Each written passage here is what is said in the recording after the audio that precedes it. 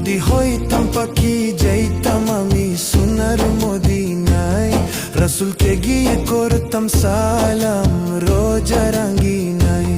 যদি হইতাম পাখি যাইতাম আমি সোনার মদিনায়, রাসূলকে গিয়ে করতাম সালাম রোজা রাঙ্গিনায়। ওই মদিনাতে, ওই মদিনাতে যাওয়ার লাগি দিলটা পাগল গো।